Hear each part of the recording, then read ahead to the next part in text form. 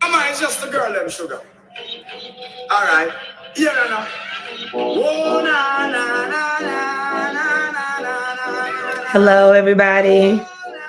Dr. Mel here, CEO and lead consultant of Scholars for the Soul. Who am I? So I am coming here before you today, y'all. Happy and excited for a beautiful Wednesday. I have not gone live in a while. Hey, everybody. Hey, Miss Blocker. Hey, Arian. Thank y'all for popping in. I don't plan on staying long. You know, like the pastors and preachers would say, I don't plan to be before you long. But I just wanted to come in and discuss a little bit about myself and why I felt like I couldn't expand until I did this certain thing. Right. So if you're watching me on LinkedIn, on Facebook, you can't hear me? Hold on, girl. Thank you for letting me know. Let me make sure my people on Instagram can hear me. Let me try something else.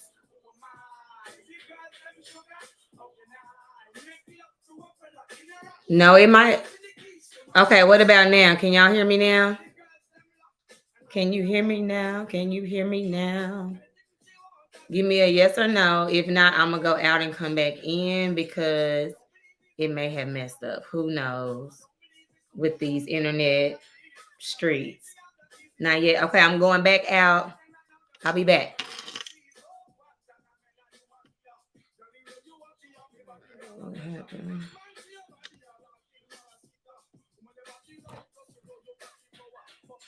Okay, you all, if you're watching here, you can hear me. Hey, Mr. Clay, how you doing? So I have it going on Instagram, but it messed up. So y'all give me a second because we're going to like this message I got to talk about today because it's just the reality and some things have been just going through my mind that I needed to share with the people. Let me try Instagram again. Let me turn off my Wi-Fi because maybe that was it as well. Let me get that. Boom. All right. Tell me how you doing though in the chat for those who are watching. Drop some in the chat. Give me a couple words, a sentence, an emoji, whatever comes up for you.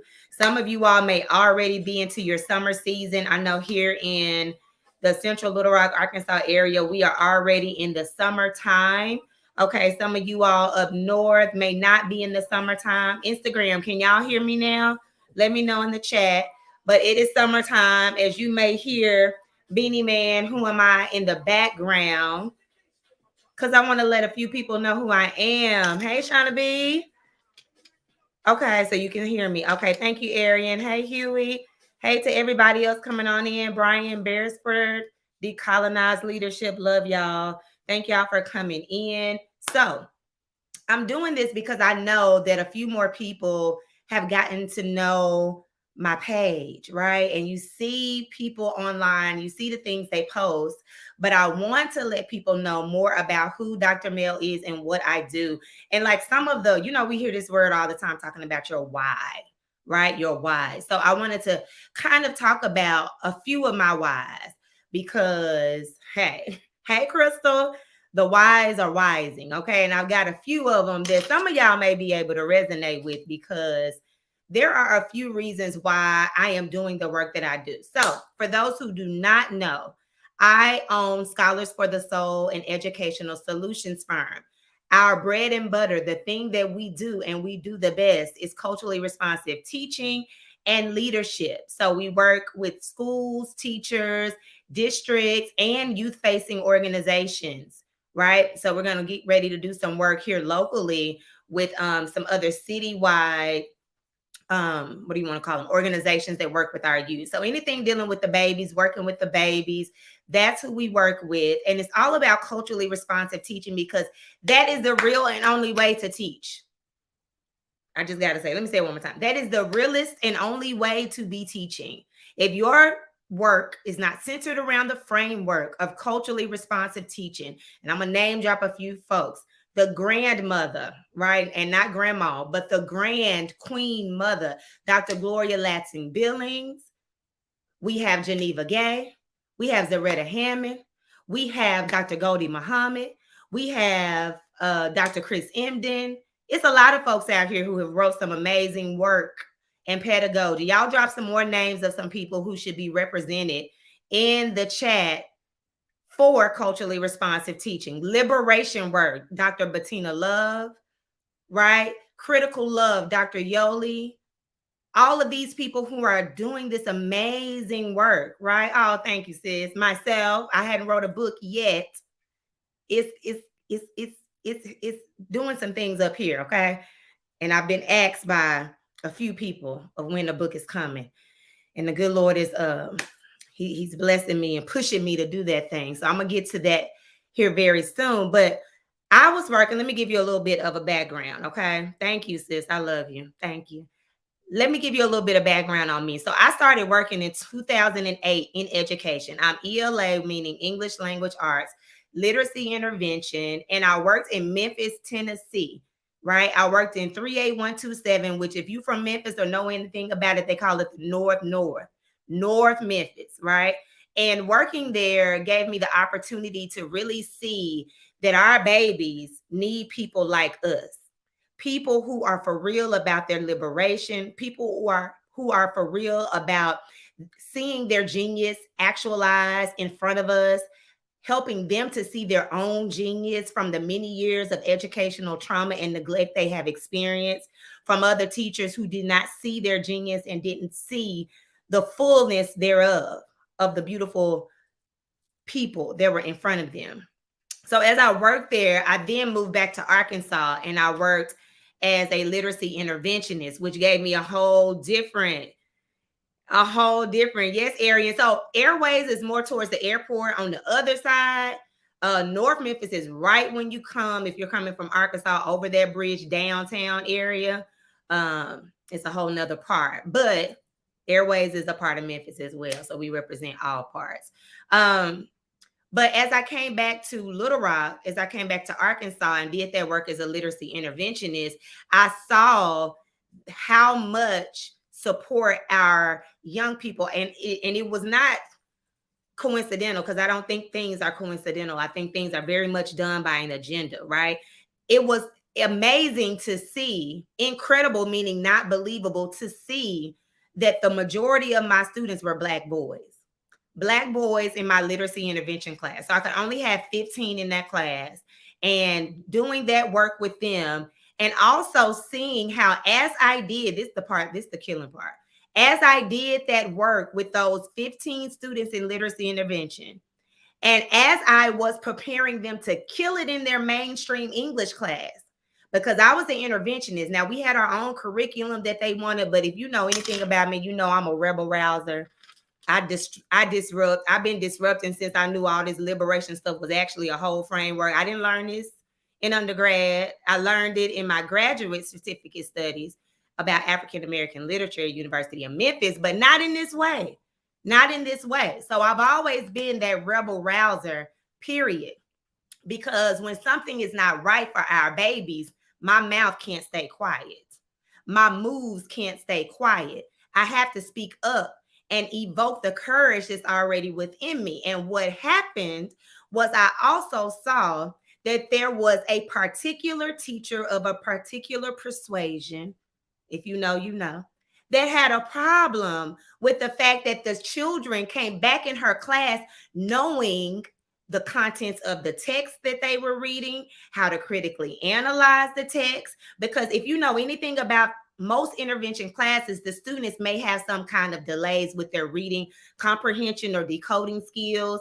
And when you move so fast in those mainstream classrooms, they don't take that attention to do the one-on-ones or to do the small groups with those babies. So they just get left in the sauce, right? You just hope they come along. You just hope they make it through. You just hope things work out for them. And most times they don't. And those are the babies who fall in between the cracks. So I wasn't having that. My 15, every period I had, were going to go into their English classes ready. They were going to go in there excited. They were going to go in there on top of it. But guess what? Somebody didn't like that. Somebody didn't like that. So much so that they had whole discussions about me in the teacher's lounge. So much so that a beautiful elderly Black woman came to me and told me, baby, you got to watch some few folks because they're talking about you in those classes. Hey, Paris, it's one of my students that I've been working with. They've been watching you, and they don't like that the kids came in knowing some stuff. See, sometimes you are in spaces where people want to have their ego stroked. They want to be known for being able to be the ones, right? I'm the one who made this student shine. I'm the one who taught this poor Black child or this poor Latino child or Latina child how to read and how to be great, right? It was all about clout. It was all about ego. I'm trying to find this quote about ego that that just came to mind. Yeah, here it is. Dr. Goldie Muhammad in Unearthing Joy. Right, not the kids knowing stuff, not they being smart, not they showing up in ways you didn't think they could, and you weren't the one who did it. Yeah, Paris, you can't be in my live, Pooh Bear. I'm gonna respond to your message. I just saw it. I'm gonna respond to you when I get off. Okay, love you. I'll talk to you in a minute. Okay. The purpose of education, she says on page 25, for anybody who has it. The purpose of education is not to bolster our ego, but to ensure that students feel self-empowered, self-determined, and self-liberated. Period. Self was the recurring word that she said. I'm going to say that one more time. The purpose of education is not to bolster our egos, but to ensure that students feel self-empowered, self-determined, and self-liberated. And she said self-reliant. Right? Yes, that's another good one. That's another really good one, Crystal. Culturally sustaining pedagogy. That was a part of my dissertation work too. Thank you. And right, Miss, who is this? Miss Polis. I'm so sorry. I know I said this so wrong. But she said, I don't care where it comes from, when they get it. It's about them getting it, right? If the goal is for our young people to be self-reliant, self-empowered, self-determined, and self-liberated, what place does our ego have? It has no place, right? So a lot of the times when a part of my work is to do professional development sessions and coaching sessions, and even in my Teaching from the Soul coaching cohort, which is coming up at the end of July, that I hold for people like you who see me here and you're like, I'm trying to get that work, sis. Help me to get the language for this work so I can bring it back to my school. Help me to be able to use this strategically in my lesson plan so I can actually see the fruit of the labor. Help me. This is the type of stuff that we talk about along with the practical side of it, right? Because it's important for people to understand that in order for the work to get done, the first work starts within our souls. So I couldn't really expand my reach, which is the title of this live podcast recording or this live Instagram. I could not expand my reach staying in the classroom. And at that time, we didn't have teacher influencers and Instagram. And I know it made me sound old. That makes me sound old.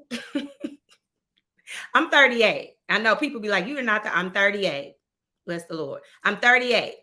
So when I started teaching in 2008, it wasn't popping like this on Instagram. We weren't blessed with all these people who can get on a live and express all the amazing things, and the researchers and the scholars out here who look like us, who are from places like us, who are advocating for us, by us. That wasn't a thing for me back then.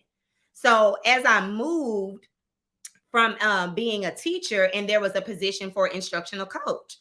And so I took the position. There was a Black woman administrator who was in place at the time, and she saw something in me, and she knew that I wanted to, other people said, you should try out for this position. Crazy. I didn't even say it myself. I was blessed for people to see my authenticity and my love for the children and for the work, that they pushed me to apply, and she pushed me to apply. And lo and behold, some folks got mad. Oh, they was big mad. Oh, they was big mad because they interviewed too and didn't get it. And I didn't know who they were until I got the position. And then I felt the hate. I felt the disdain for me being in that position. Oh, I done been through some things, y'all. When I come before you, I don't come before you inexperienced. I have been through some things. I said it like that, things, right? But as I went through being an instructional coach, it really opened my eyes, right? As I taught as an adjunct faculty member for a master's reading class, it was called teaching reading because my PhD is in reading education. I know I talk about culturally responsive teaching, and the literacies are in and throughout that. Dr. Goldie Muhammad is a perfect example of how the literacies are everywhere. But my PhD is in reading education. So I was adjunct faculty at University of Arkansas at Little Rock. And when I was doing that work and teaching and working with educators all over the country who were chimed in, one thing I noticed is that in order for me to expand my reach, I had to get to the educators. I had to be in front of the teachers, the administrators, the instructional coaches, the people who were in front of our kids. Now, don't get me wrong. I find ways to stay connected to our kids. Just like my baby Paris, she look at her, she said she not lying because they know I love my kids, right? I find a way to stay connected to my children, right? And so this young lady is a part of where I was just working at. We ended that contract right right after Labor Day. I mean, what is it? Memorial Day.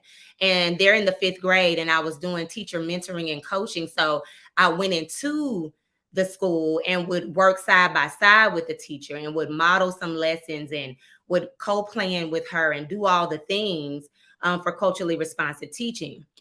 So, I find a way to stay connected. Yeah, hit me up, Huey. You know you can DM me. Hit me up.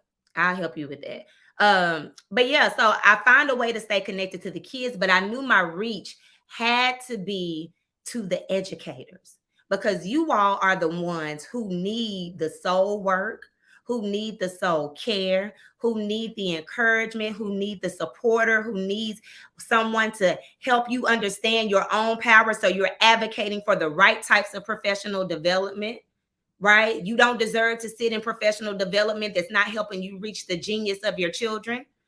Period. Nobody has time after a long day of work to sit in an hour of PD that will not help elevate the genius of our children. Do y'all hear me?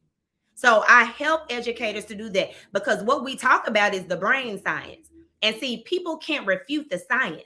They can refute all the other stuff that they think are just attached to feelings and how this society really diminishes people's feelings and the impact of the emotional brain. They can do all that.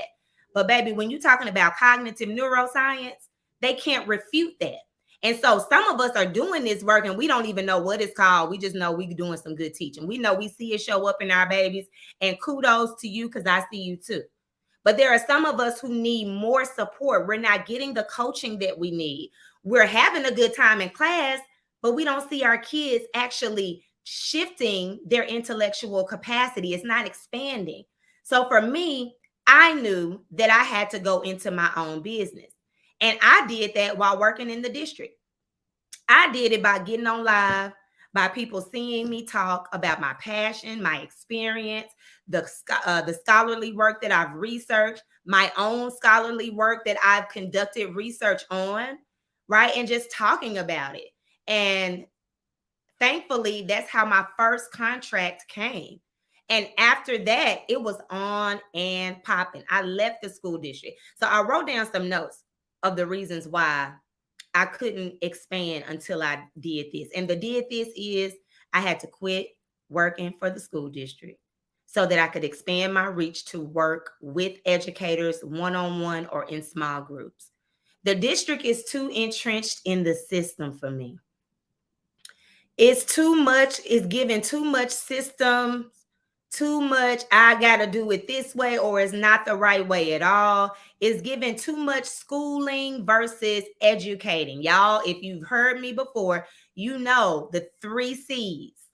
The 3 C's for schooling. The 3 C's are compliance, control, and conformity. Compliance, control, and conformity. That's what everything was about. It was about a freaking checklist. It was about controlling these babies and putting them in boxes where if anything went outside of what our picture of a scholar was, if it went outside of that picture, now there was an issue. Now there was a time where the student they're too loud. They're doing too much. They're too rambunctious. They like you too much. I had teachers upset because we were having a good time in my classroom, would ask and interrogate the kids. How are you making good grades in her classroom? Hey, but not making them here. Hey, Alexia, what is happening? And I'm like, if you want some of the juice and the sauce, just ask me. That's all you got to do. You don't have to do that, right? But that's what was happening because people were seeing that I was getting the actual results with the children because my heart and soul is in this work. You understand me? My heart and soul is in this work. So that is the purpose of me thinking, you know what? I try, but I can't do this. And so I had to leave because the system was constraining me to really make the reach that I wanted to reach, right? Because for me, educating, I like your 3 C's. Let me go back. Calm, connect, and collaborate. I love those 3 C's. But I have educating, healing, and liberation, right? Educating is healing, liberation, and justice, right? Healing, liberation, and justice. If we're doing that, we're creating agency for our kids where they can do just like Dr. Goldie Muhammad says. They're going to feel self-empowered. They're going to feel and be self-reliant. They're going to feel and be self-determined. So all of this work that you're trying to make them do, see, this is why we get so frustrated because kids going to be kids. I don't know why we expect, I'm in this class and we expect 10 and 5-year-olds and 12-year-olds all day long. Be quiet. Sit down. Really? No. In a PD session, we ready to get up after a good 30, 45 minutes. And I see it because I facilitate PDs all the time. So I don't like to leave people just sitting in their seat. You got to get them active and get them moving. So if you need this as grown adults who should know how to regulate your own jitters and all the things that come up, can someone explain to me why we expect children to be able to sit in a seat, not talk, not engage, follow every one of your directions, and they have no agency, no ownership of what they're doing? None. This is what baffles me. And that's what I love about the dancer teacher, Alexia. You hear the joy with her class. You don't see the students. She doesn't show her students respectfully so, but you can hear them. And then she might block out their face and you can hear and see, and she's excited and they're moving and they're shaking and they're grooving while they're learning. But we as the education system, because some of us in here, we bucking against it. We better not have kids sitting down in the class all day long and we saying be quiet and don't do this, don't do that. No, we're not doing it. I used to tell mine, I don't care if somebody come in here and evaluate us. Do what you've been doing. I'm good. You good. Be you. I disdain the code switching. I disdain it. If that's what you got to do for you, no shade, no tea. Like that's just you. But as for me, we're going to be me. You're going to be you because who you are is valued and you belong in this space. See, even those small things, teaching our kids how to code switch and turn on and off their genius. Now, yes, if we are in a court system, there are certain behaviors that are acceptable. Yes, if we're in assembly, in order for us to communicate to each other and hear each other, yeah, there are going to be times where we got to sit down, we got to be quiet, we got to listen. I'm not saying we running wild and going crazy and free. Like, we know the things. But when we're talking about learning, it's an engagement, right? So I couldn't expand until I had to get out of that district. And that was one of my whys, right? Then they were playing your girl. Now, they were playing me, which they gave me some experience, but it wasn't the experience I wanted. They were playing me, okay? They had me doing 2 positions for 1 pay. So I was instructional coach on top of instructional technology specialist. That means I'm distributing iPads, picking up iPads, sending them off to get fixed, filing report, all the technical stuff alongside of the instructional coaching side. And you know, this school where this happened at was predominantly Black and Latina school, Black and brown kids. Now, the other school, they had 2 people. So they were figuring this thing out in other spaces. But then this also is a fault of my own.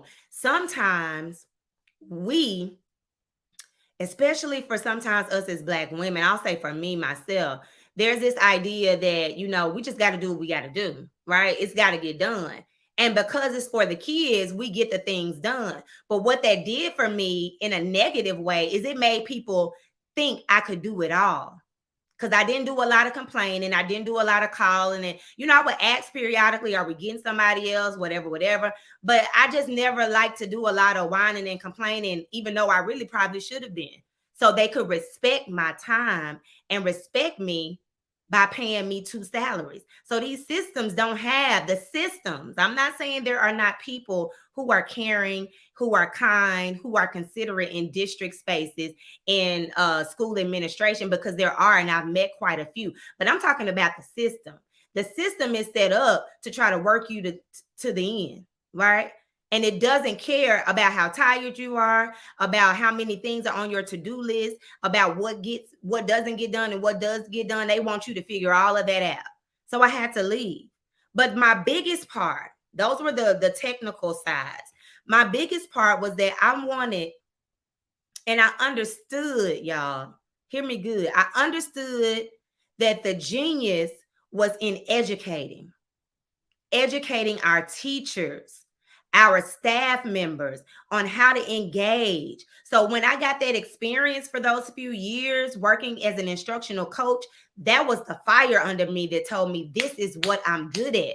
Because I did surveys. Even though the surveys weren't for the district, I was already thinking ahead, like, okay, let me gather some surveys. Let me develop a system for how I engage in this instructional coaching. And thankfully, because we were connected with Verizon and we had a grant, I had a coach and he was the bomb, Callie Alford. He was the bomb. He gave me the impact cycle. He gave me another book, the instructional playbook, all of these things to teach me how to engage educators. So I had a coach even then of how to engage educators in an instructional coaching cycle, right? Yeah, it was too much, Hugh, way too much. And I had to throw these at them, right? But I had engaged teachers with that and had been getting very good feedback and seeing changes, not just feedback like, oh, I feel good, I feel better, I feel confident, though that's important. But they were also seeing the changes in their students' behavior, engagement, and their intellectual capacity. The genius was just sprouting forth, right? Sorry, y'all, we got a new puppy and we got 3 dogs back there. So I don't know what's happening. Excuse me. But love was the root, right? Because I had a love for our kids. I wanted the teachers who were nurturing and caring for them to be at their best, right? And I had teachers who confided in me because we developed relationships. Like, I'm not going to talk to y'all about building relationships with kids, and that's not the framework I use for the schools and the teachers and the districts I work with. It's about relational equity. We dive deep, right? And she felt comfortable enough to discuss some life-altering things she was dealing with because they impacted her work. Like, it impacted how she showed up. As much as we like to think people can separate their profession from their personal, sometimes things are so heavy on folks that it goes with them. They can't leave it at the door, just like our babies, right? So you have to have empathy and compassion for the adults, because guess what that energy does? That energy goes with them. And they remember, because I know she remembers because she told me, they remember the love and compassion and empathy I held for them. And that transferred to how they engage with their young people. It showed up in the discussions we had about how they dealt with adversity in the classroom when the lesson didn't go as planned, or when a student was acting out and something was really going wild and crazy, how they were able to work from love and not fear. right? They were able to work from love and not fear. They were able to be courageous in that moment so that they could garner empathy and garner compassion, right? And so doing this work had me to zoom out, because for me, I had to look at what is the educational landscape. What is the landscape? Zoom. Think about those. What do they call them, y'all? Oh, y'all help me. It's how they take the pictures in the sky. How they take the pictures in the sky. Babe, what's the things they take the pictures in the sky with called? Drones. Yes, thank you. The drones, and they put the pictures up there, right? And when you do that, you're able to see how wide a section is, what kind of vegetation is there, what kind of beautiful land stuff you might not be able to see when you right down there in it. You see what I'm saying? So I zoomed out and I had to see that the landscape included not just our students sprouting, right? Not just them blossoming, but the teachers needed to be blossoming right in the same landscape with them. But oftentimes that's neglected. This is why I do the work that I do, because I know y'all important. I know y'all are the ones who necessary. We see what's happening. A lot of teachers are leaving the field because they don't feel like they're valued. They don't feel like they're important. Their time is not respected. Their intellect is not appreciated. Their creativity is not in a center of belonging. So what do? They don't want to be there. And so it's not the same exact needs for adults and young people, but it's the landscape of the environment. And here's another quote from Unearthing Joy that really called out to me. She was talking about the growth of, if you read this book, and I hadn't read it all, I'm still at the beginning, but if you looked at Unearthing Joy by Dr. Goldie Muhammad, she's talking in agricultural terms, metaphoric terms. And it's something that I've talked about as well. And so to hear the beautiful language she brings to the framework and to the mindset is amazing. And one thing she says on page 19 is she talks about flowers, right? So I'm going to start this off.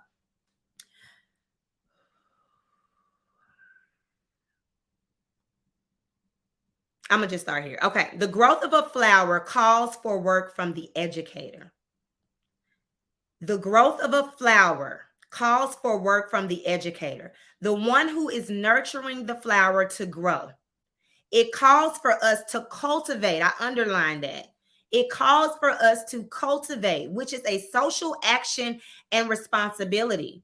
We are the ones who care for the flowers. We are the ones who water their genius. We are the ones. But you can't water if you don't have anything in the pitcher.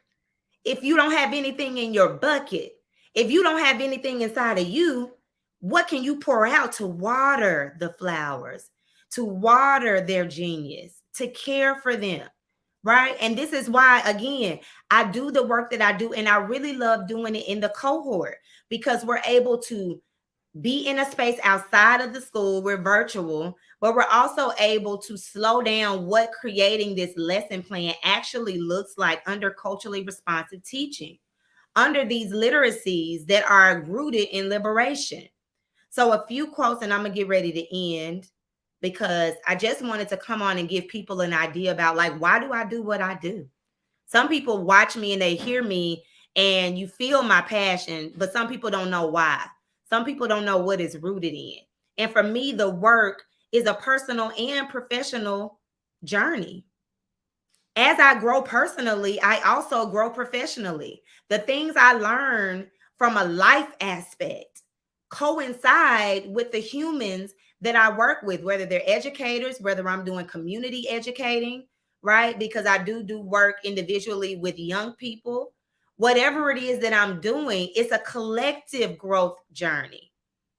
So some of the quotes that I got from Paulo Freire: liberating education consists in acts of cognition, not transfers of information. So I say that because we talk about liberating education, and some of us create really great spaces of belonging. Like, kids feel like you that one. I can talk to you about anything. But when it comes down to, like, getting them to think on a cognitive level, right? Like really activating that academic mindset where they are critical in their academics alongside of their social emotional growth. That's sometimes the hard part that people can't see. People can't really make the connection. So that's what I love to do, because we look at the cognitive neuroscience. What does the landscape need to look like? So I am now able to water their genius, right? Watering their genius. Exactly. Exactly. As I'm growing, the information that I'm growing with, right? I'm always trying to either read something new or listen to a podcast from someone who I respect in the field, or be a part of a live or listen to a live where I can be poured into. Hip hop ed, full. Sis is full, absolutely full from hip hop ed, right? Because the love was so in high abundance there. There was no lack there. Then I was able to learn from people who I know are rooted in love, because that's what they're showing. I've never met some of these people and they are education famous, right? Amazing people who are still approachable, who still stop and actually converse and see you and talk to you, not just like you're a fan club member, but like actually engage with you. I needed that. I know, girl, it was amazing. But you coming next time, okay? We're gonna speak that into existence, because I got to meet you and hug you, honey, and do all the things that are called for in that time, right? But I needed that. I needed that. Like seeing people like my sis Shauna B. That wasn't my first time meeting her, because we met at Teach Jam. But honey, you would have thought it's been 10 years. How I saw everybody and was so excited to see some of the people, some people for the first time. It was the filling of my cup. It was a fill up for me, right? And so that way I'm able to water the genius in educators, because now I'm feeling you. Right now, the work that I'm doing, the conversations that we're having, even hopefully this live, is an opportunity for you to fill up just a little bit more, just a little bit more, and just a little bit more, right?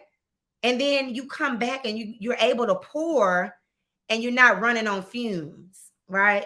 Where you're so, I mean, you're gonna be tired. You're a human. You can't go and be just fabulous 24/7. We understand our human capacity and limitations, but we're not about to fizzle out here. The people need us. Okay? The teachers, the kids, they need us. We need us. We are the ones. Okay? She says we are the ones who care for the flowers. We are the ones who water their genius. We are the ones. So we've got to do the work so we can keep being the ones. And even when we're gone, even when we're no longer in this capacity, the legacy, what we've left, what we've planted, somebody else can now water it. And now we've got this beautiful landscape of flowers, beautiful flowers. They smell beautiful. They give us this amazing, picturesque opportunity to just be, right? To just frolic. Y'all seen the video of black men frolicking through the grass, just being happy, right? It's bringing joy. It's giving peace. It's giving tranquility, even when the storm is raging all around. I'm gonna teach my babies this liberation. I don't care what y'all talking about. I'm gonna teach my babies that joy is in learning, that your curiosity is welcomed here, your verboseness, how you talk, how you express yourself, your creativity is all welcomed here.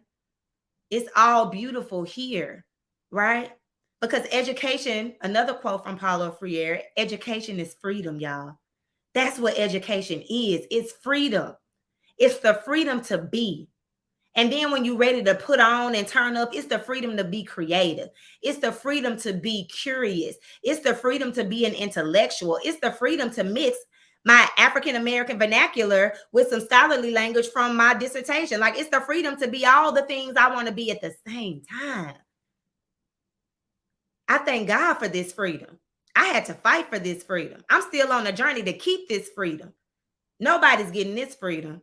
So when I go into spaces, I can show up just like this. And who gonna check me, boo? Who gonna check me? I'm on LinkedIn where superintendents, principals, and everybody else on. If you want me, you just want me, just like I am. Me. Because I'm giving you intellectual juice along with who I am. And either I'm for you or I'm not. Either way, you're great and I'm great. Right? But I want people to feel bold enough and courageous enough. I think her name is Dr. Riley. She's a part of OSG. She showed us in hip hop ed this continuum. At the top was enlightenment. I can't remember what's at the very bottom, but I know it was stuff like fear, anxiety, things like that. But in the middle, like that breaking line, it was courage. Courage, or the lack thereof, had the ability to either take you higher into love, into peace, into enlightenment, into compassion, or the lack of courage will take you down into fear, anxiety, and all the other things. So it's courage. We've got to have courage. And that's why I started my firm. That's why I started that's why I started Scholars for the Soul and Educational Solutions Firm. Right? Yes, sis. I'm gonna stay showing up. Stay showing up for our babies. It's my church sister, and her baby is all our babies. We love Miss Allie Pooh. And we had to we had to go in and talk that talk. Because see, people like to think sometimes if you don't talk the talk that they talk, that you're less valuable. So I had to show up. And that's what I do. I show up in community to be in community with those who need support to advocate for our babies. Right. So yeah, we gonna stay showing up for Allie, right? Because she's a genius. And when I mean genius, I don't mean just because we love her. Like, this girl is really a genius. And she's what, 7, Tree? I think she's 7. She's a freaking genius and has been for years. We've been watering her. Her mama and them been tilling the soil. Her grandmommy, they've been doing the work. Right? So that's why I started my firm. Because I want to bring culturally responsive teaching. I need to see that as a norm. I don't need it to continue to be something that people think is a way to choose. No, it's got to be the way. I'm sorry. You know how some people talk about truth and they say, oh, their truth can be subjective. No, this is not subjective. This is the way. This is the way. If it's not culturally responsive teaching, I promise you're going to miss the mark. And while we have good efforts and we're doing things of belonging, we got to tap into brain science. So I'm going to get on live again. What's today? Wednesday? I don't know what day, so I'm not going to even lie to y'all. I'll get on again this week, though. I'm going to get my yes, Huey, you got to come. You got to come. It was good. T-Sham is happening this week. It's another good one, but I just couldn't do New York back to back. Y'all know I'm in Arkansas, so I had to get back and I had to do other work. I'm on another contract. But anywho, and then I got to present. I'm presenting if anybody's going to be at Southern Black Girls Conference. What is it? Lord, don't let me butcher it. I think it's Southern Black Girls Conference. It's in Memphis. So I'll be doing a workshop in the morning and the afternoon on healing mother wounds and soul care. That's that side, not more so teaching, but the soul stuff. And I'm really excited about that. I gotta post the stuff I've been doing. Y'all, I haven't been posting, so forgive me. It's been a lot of work. So I'm grateful. I've been busy and I just need to hire somebody to do it. So if somebody is a social media person, you want to be my person, holler at me in the DM. But I'll come back on live again and I will have a link where you all can sign up for the cohort. I know some people were interested. I've already got one full cohort that is a private cohort with a new school I'm working with. But I'm still offering the cohort to, my peoples out here who want to go deeper in. So I'll put that link there so you all can sign up. I also add the one pager that you can get to your administration. They can use this for social emotional learning money. They can use this for, oh, y'all, don't give me the line about the titles. It's something that deals with students of low socioeconomic status or something like that. I don't know, but it's multiple funding avenues. I'll have it all there. So come back when I get back on live again. Maybe, I don't know, whenever I get back on. Okay. Subscribe or do something where you see my notifications. All right. Thank you, TC Ed Talks. I think we're going to see each other. Oh, that's another one I'm presenting at State of Black Learning in Pittsburgh in August. So if you'll be there, I think you're the one that said you're going to be there. So yes, I'll be presenting at that conference as well. So I'm really excited. It was amazing to present at Hip Hop Ed and trying to get out there more so people know more about the work we do and spread the word and all the things. All right, you all have a great rest. Yes, okay. I will see you there. I'm really excited. I gotta get that room block and stuff done. But yeah, so I'm really excited. Oh, and then I've got a keynote. I keep forgetting about all the stuff. It's in my calendar. Not that I'm forgetting and won't show up. It's just coming to me now. I'll be in North Carolina with High Point University and North Carolina A&T, I think is the name of the university. I think that's a HBCU. And I'll be doing the keynotes in the morning and the afternoon. So I'm really excited. Huey, Dana, did you see what Huey just wrote? It's like your year of expansion. So Huey, did you know that was my word for the year that the Lord gave me in January? I don't know if you know that because I don't think I went live and discussed that. But thank you for being in agreement, brother. It is the year of expansion. I'm very, very grateful. I got a couple other things that I hadn't even talked about yet. I'll talk about them later because I'm getting into some research and some teacher teams and teacher leader teams so we can change the face of how we do professional development around here. Okay. But this is working. So I love y'all. Thank y'all for always supporting. No idea, but that's what alignment is, brother. That's what alignment is. But yes, thank you, everybody, for the love. I'll see y'all next time. If you're just coming in, check out the replay. Bye. Y'all have a good one. Okay, let me get off with LinkedIn. Baby, I'm not done. Bye. Who is this on here? Bye LinkedIn. Bye YouTube. Bye. Who else? LinkedIn, YouTube, Facebook. Thank you for watching. Share it. Hit me up. Talk later.